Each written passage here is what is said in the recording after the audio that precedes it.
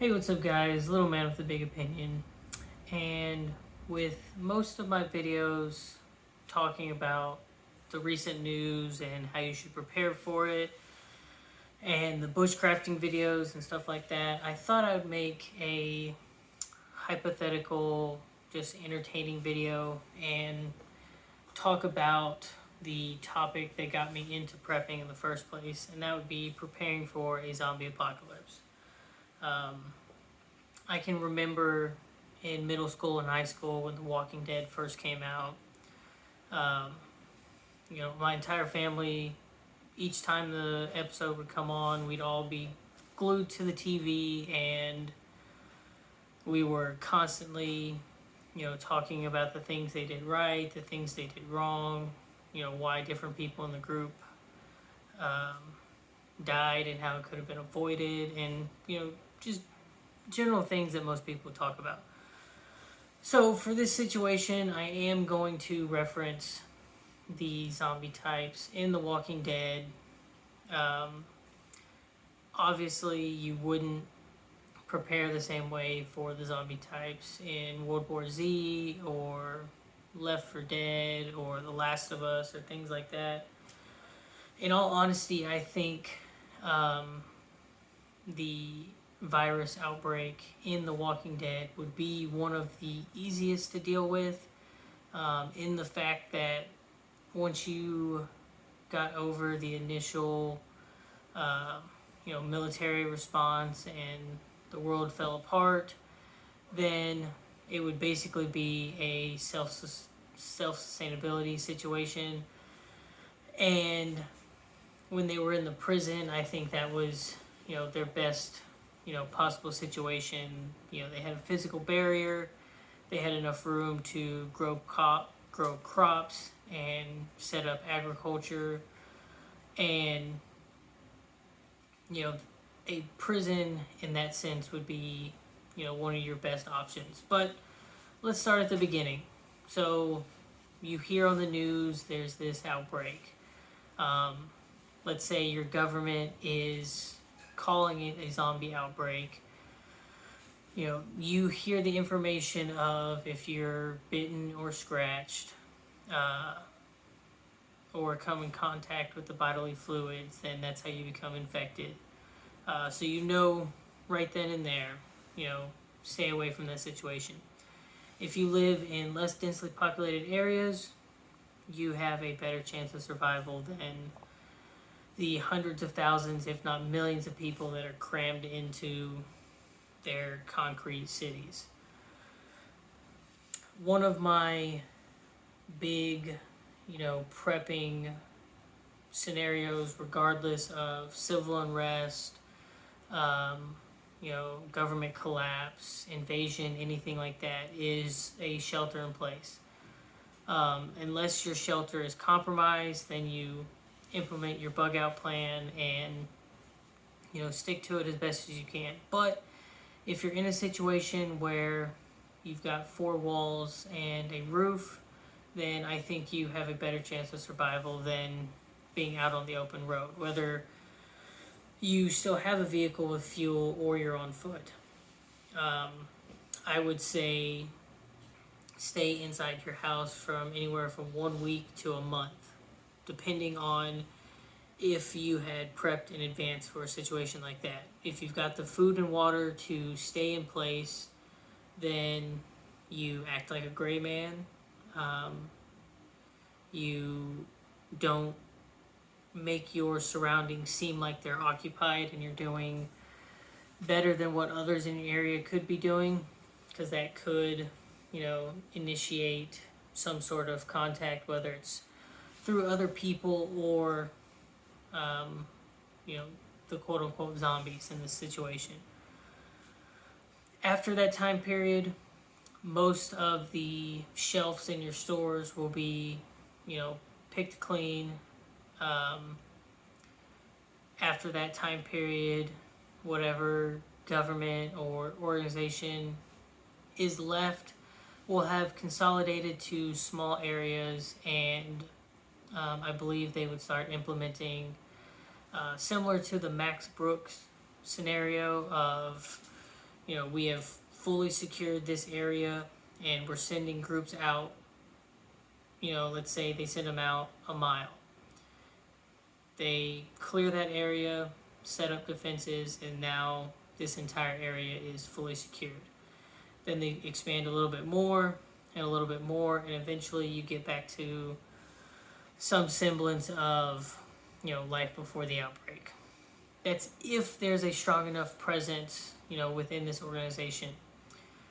It would be determined on, the military or security force, and even their willingness to participate would be based off of if their family was safe, if their friends were safe.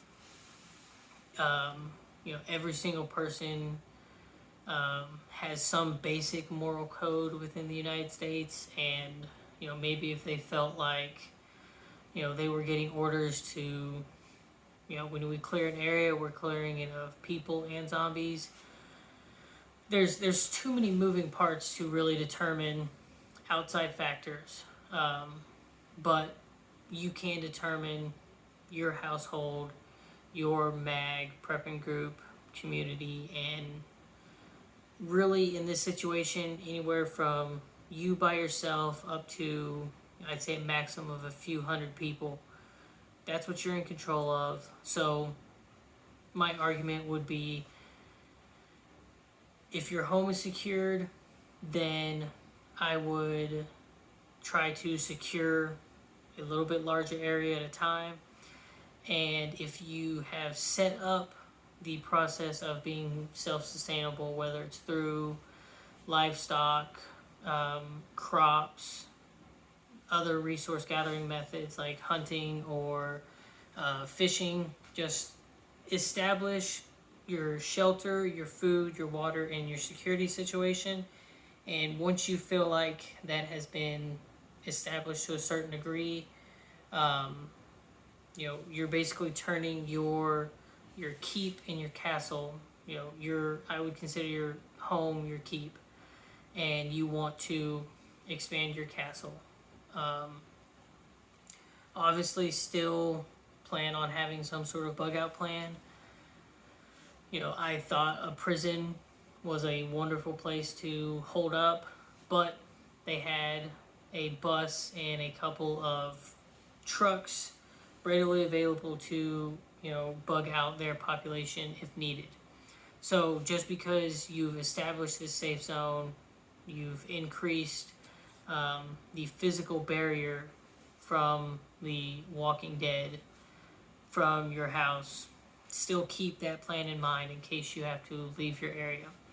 And it could be based on, a zombie situation, or it could be based on a human situation.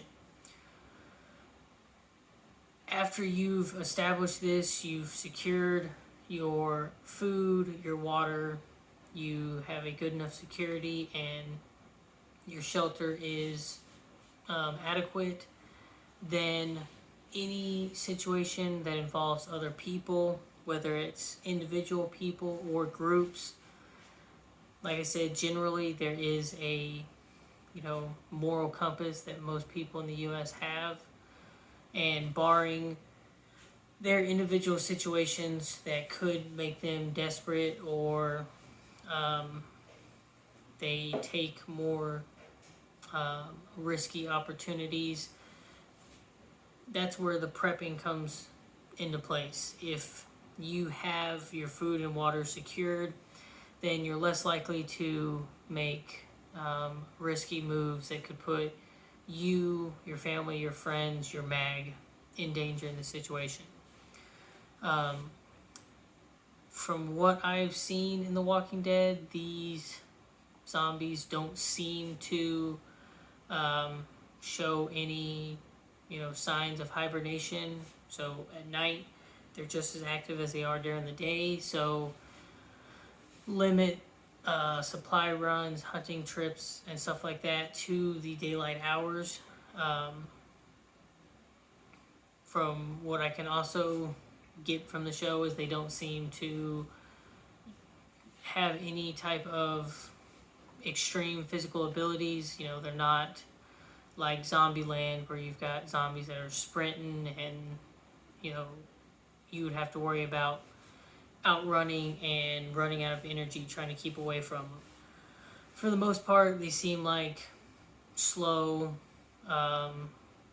and they do seem to become even slower when you remove, you know, their legs, their limbs. You know, they'll continue to crawl and stuff. And in that situation, like most zombie situations, a shot or puncture to the head seems to do them in. I don't remember if they say, you know, a mortal wound to the brain or hitting the brain stem is what causes the zombies to die, but a typical blunt force puncture wound to the head, whether it's sword, screwdriver, knife, firearm, typically seems to do the trick. So one complaint that we had was, you know, their fence eventually started to cave in when the zombies built up in one spot. So after you've established a perimeter, as long as it is 100% or nearly 100% safe to start eliminating the zombies, then have a dedicated detail to dealing with a situation like that. You know, they had a chain link fence that at some times in the show they had 5 or 6 people out there, you know, poking holes in their heads, and then they would occasionally go out and burn the bodies or bury them in ditches. So don't let it build up to a situation where you're dealing with hundreds and thousands and these, you know, mega hordes like they do in the show. I understand it's for, you know, dramatic effect and stuff like that, but if you can safely, you know, eliminate 1 to 5, you know, in a day, rather than, oh, I'm gonna wait till the end of the week, I get it all done in one sitting and I just, you know, I get rid of 40 or 50. That level of laziness could come back and bite you in the butt. But the biggest thing in the Walking Dead show is dealing with other, you know, human survivors, and that's where strength in numbers will play into hand. I think your biggest chance of success is having plans and, you know, having discussed with a group beforehand. They're like-minded people. They're already putting away supplies. They understand and have committed to this group of people. Whereas in a, you know, post-apocalyptic situation, you know, really, if you haven't established this group or community mag or whatever, then you're having to make that decision in a stressful situation where you're having to take into consideration your family, maybe your close friends, whoever, you know, after everything fell apart, you know, these 10 people were like, hey, we gotta stick together.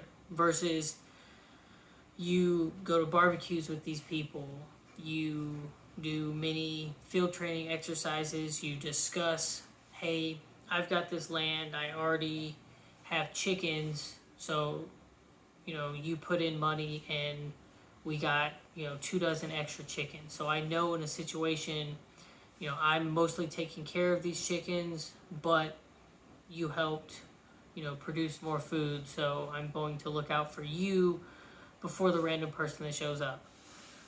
And other than that, if you have a secure area and you get the caloric intake that you need and you stay hydrated and you don't piss people off and just take care of you and your own, then when they are doing that in the show, that's when they typically flourish and they do pretty well for themselves.